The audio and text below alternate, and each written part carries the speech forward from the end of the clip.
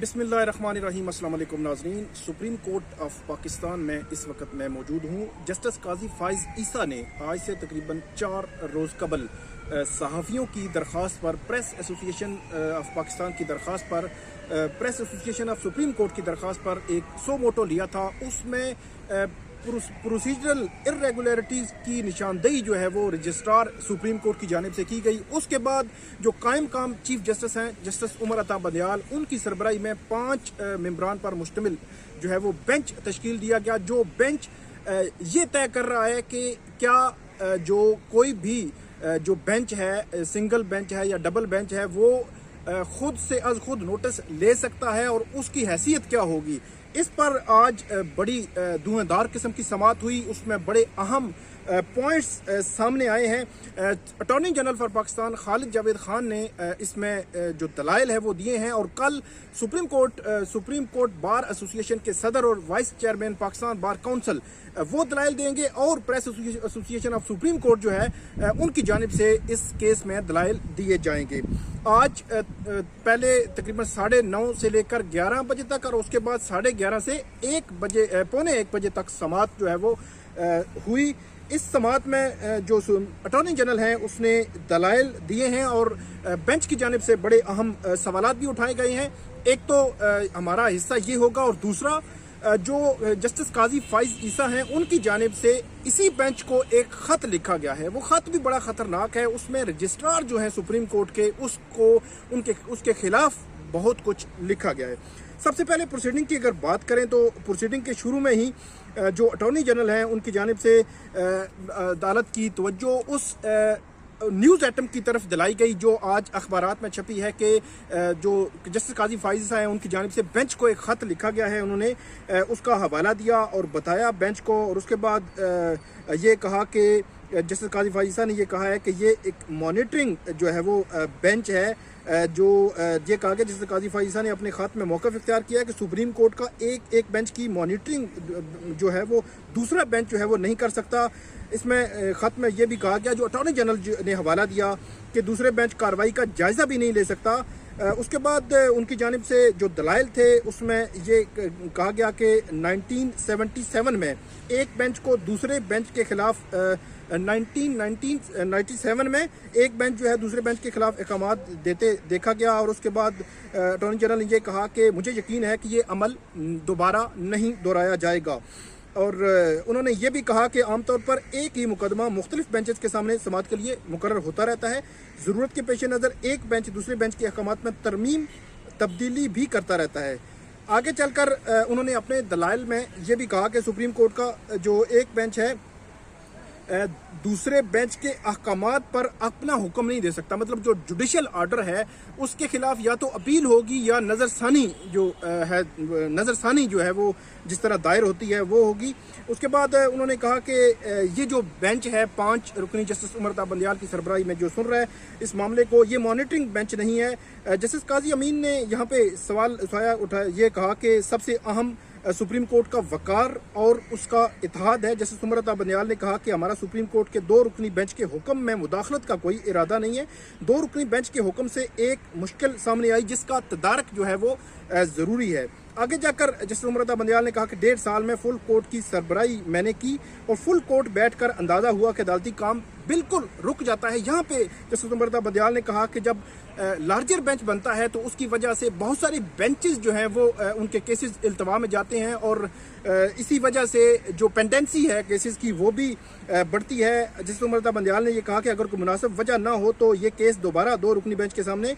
चला जाएगा। इदारे पर एतमाद ना करना भी एक पहलू जो है वो हमारे सामने है और चीज़ों को तबाह करना आसान है लेकिन बनती बहुत मुश्किल से हैं। ये जस्टिस उमर अता बंदियाल ने कहा। आगे चलकर वो कहते हैं कि अगर कोई तरीकाकार वजह नहीं किया गया तो निज़ाम कोलैप्स जो है वो कर जाएगा।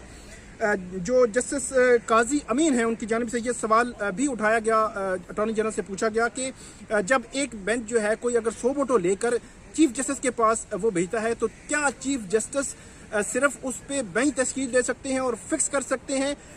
या उसको रद्द भी कर सकते हैं? तो अटॉर्नी जनरल ने कहा कि नहीं, उसको रद्द जो है वो नहीं किया जा सकता। इसी तरह जस्टिस काजी अमीन ने यह भी कहा کہ کیا یہ بہتر ہے کہ وہ جو 2 ججز ہیں جنہوں نے جسٹس قاضی فائز عیسیٰ اور ان کے ساتھ جو بینچ میں دوسرے شامل جج ہیں ان کو بھی اس بینچ کا 5 رکنی بینچ کا حصہ بنا لیا جائے، تو اٹارنی جنرل نے کہا کہ بالکل یہ مناسب ہے، تاہم جسٹس عمر عطا بندیال نے کہا نہیں، اس میں آگے جو ہے فردر آپ آرگومنٹس جو ہے وہ جاری رکھیں۔ اٹارنی جنرل نے بہت سارے عدالتی جو فیصلے ہیں از خود نوٹسز ہیں ان کے حوالے دیے، ایس او پیز کے حوالے سے بتایا، 2005 کے ایس او پیز ہیں جو از خود نوٹس کو قدرے ریگولیٹ کرتے ہیں، اور اس میں چیف جسٹس کا جو اختیار انہوں نے بتایا کہ، اور اٹارنی جنرل نے بالکل کیٹیگوریکلی یہ کہا کہ یہ بینچ ڈائریکٹلی جو ہے وہ اب فکسیشن جو انہوں نے کہا کہ جسٹس جو قاضی فائز عیسیٰ انہوں نے یہ لکھا تھا اپنے آرڈر میں کہ جو از خود نوٹس لیا گیا ہے کہ وہ اسی بینچ کے سامنے 26 اگست کو لگایا جائے، 20 اگست کا آرڈر تھا، تو اس سے اختلاف کیا اٹارنی جنرل نے۔ انہوں نے کہا کہ یہ چیف جسٹس کو جانا تھا، چیف جسٹس نے بینچ کی تشکیل اور فکسیشن یہ چیف جسٹس کا اختیار ہے۔ اس کے بعد جسٹس قاضی فائز عیسیٰ کی جانب سے جو اٹارنی جنرل ہیں ان کی جانب سے دلائل جاری بھی رکھے گئے، اور عدالت کے سامنے مختلف عدالتی نظیروں کے حوالے وہ دیتے رہے، اور انہوں نے یہ بھی کہا کہ سپریم کورٹ کا 6 رکنی بینچ چیف جسٹس کو ماسٹر آف روسٹرز جو ہے وہ قرار دیا ہے۔ اٹارنی جنرل نے 2 رکنی بینچ کے حکم نامے میں ترمیم کی تجویز دی کہ جسٹس قاضی فائز عیسیٰ نے 20 اگست کو جو آرڈر کیا تھا اس میں ترمیم کر لے یہ بینچ جو ہے، اور اس کے جو جوڈیشل آرڈر ہے اس میں تو مداخلت نہیں کر سکتے، لیکن اس میں ترمیم کر کے یہ معاملہ چیف جسٹس کو بھیجا جائے اور چیف جسٹس اس پہ نیا بینچ جو ہے وہ تشکیل دے دیں اور اس کو فکس کر دیں۔ اس کے بعد اٹارنی جنرل نے یہ بھی کہا کہ سماعت 26 اگست کو اسی بینچ کے سامنے رکھنے والا حصہ میں ترمیم کی جائے، اور جسٹس قاضی معین نے یہ کہا کہ جو ان کی جانب سے یہ سوال اٹھایا گیا کہ کیا چیف جسٹس بینچ کی 100 موٹو لینے کی سفارش رد کر سکتے ہیں، تو اٹارنی جنرل نے کہا نہیں رد کر سکتے۔ اٹارنی جنرل نے یہ بھی کہا کیس کب کس بینچ میں مقرر ہونا ہے چیف جسٹس کا اختیار ہے، اور مرضی کے جج کے سامنے کیس لگوانے کا رجحان تباہ کن ہے، انصاف ایسی چیز نہیں کہ مرضی کے دکان سے شاپنگ کی جائے، یہ اٹارنی جنرل نے کہا۔ اور آگے چل کر انہوں نے یہ بھی کہا کہ درخواست دائر ہوئے بغیر کوئی بینچ اس پر از خود کارروائی نہیں کر سکتا۔ اٹارنی جنرل کا دوران دلائل فیض آباد دھرنے کا بھی انہوں نے حوالہ دیا، اور فیض آباد دھرنا از خود نوٹس میں مروجہ طریقہ کار کی خلاف ورزی ہوئی، یہ اٹارنی جنرل نے کہا، اور یہ کہا کہ رجسٹرار آفس کے نوٹ پر دھرنا کیس کو چیف جسٹس نے از خود نوٹس میں بدلا، اور چیف جسٹس نے دھرنا کیس اسی بینچ کو بھیجا جس نے نوٹس لیا تھا۔ اٹارنی جنرل نے از خود نوٹس لینے پر تجاویز بھی دیں، اور یہ کہا کہ بنیادی جو چیزیں ہیں اس میں 5 رکنی بینچ کے سامنے یہ مقرر ہونا چاہیے۔ انہوں نے کہا کوئی چیز اگر آئے چیف جسٹس کے پاس، چیف جسٹس پہلے 2 رکنی بینچ کے پاس بھیجے، پھر اس کی ریکمنڈیشن لے کر اس کے بعد 5 رکنی بینچ جو ہے وہ کسی بھی بینچ جو ہے از خود نوٹس جو ہے اس کے سامنے لگایا جائے۔ تو یہ آج کی سماعت ہے، کل 9:30 بجے سپریم کورٹ بار ایسوسی ایشن کے صدر اور vice chairman Pakistan bar council اس پہ جو ہے وہ سماعت کریں گے۔ اب دوسری بات کرتے ہیں، جو جسٹس قاضی فائز عیسیٰ نے اس بینچ کو جو خط لکھا ہے، اس بینچ جو خط ہے اس کے مدرجات جو ہے وہ متن کچھ میں آپ کے سامنے پڑھ دیتا ہوں۔ انہوں نے اس کے دائرہ کار اور اس کے تعین کرنے پر جو ہے وہ سوال اٹھایا ہے، اور یہ کہا ہے کہ 5 رکنی لارجر بینچ بنانے سے قبل 2 رکنی بینچ کو آگاہ نہیں کیا گیا۔ آئین پاکستان میں سپریم کورٹ کے مختلف دائرہ کار سماعت کا درج ہے، اور یہ بھی کہا ہے کہ اگر 5 رکنی لارجر بینچ نے سماعت جاری رکھی تو یہ آئین سے تجاوز ہوگا، جسے قاضی فائز عیسیٰ نے کہا ہے، اور انہوں نے یہ بھی کہا ہے کہ میرے بینچ نے حکومتی حکام کو جو اعتراض کیے ان پر کسی حکومتی فریق نے اعتراض نہیں کیا۔ آگے جا کر جسٹس قاضی فائز عیسیٰ نے یہ بھی لکھا ہے کہ اگر کسی ایک بینچ جو دوسرے بینچ کی مانیٹرنگ شروع کر دے تو اس سے نظام عدل زمین بوس ہو جائے گا، اور اس نے جسٹس ثاقب نثار جو ہے اس وقت کے ان کا حوالہ دیا، اور یہ بھی کہا جسٹس منصور علی شاہ نے الگ جو ہے وہ حکم نامہ بھی ایک ججمنٹ آئی تھی، اس میں الگ جو ہے وہ حکم نامہ بھی انہوں نے دیا تھا، اور رجسٹرار کے حوالے سے بڑی سخت زبان بھی انہوں نے استعمال کی کہ کہا کہ رجسٹرار سپریم کورٹ اس سے قبل جو ہے وزیر اعظم آفس میں کام کرتے رہے ہیں، رجسٹرار سپریم کورٹ کو حکومت سے ادھار کے طور پر لیا گیا، رجسٹرار سپریم کورٹ کو لانے کا مقصد حکومتی دلچسپی کی مقدمات کو فوری فکس کرنا تھا۔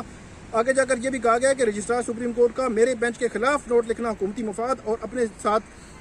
سابقہ ساتھیوں کو تحفظ فراہم کرنا ہے۔ تو یہ بڑا سخت قسم کا ایک لیٹر جو ہے وہ بینچ کو لکھا ہے جسٹس قاضی فائز عیسیٰ نے، اور آج کی یہ سماعت تھی تقریباً 2.5 گھنٹے 2.25 گھنٹے پر مشتمل آج کی سماعت تھی، اور کل جو سماعت ہوگی اس کا احوال بھی آپ کے سامنے رکھیں گے۔ اس ویڈیو پہ آپ کامنٹ ضرور کیجیے گا۔ بہت شکریہ۔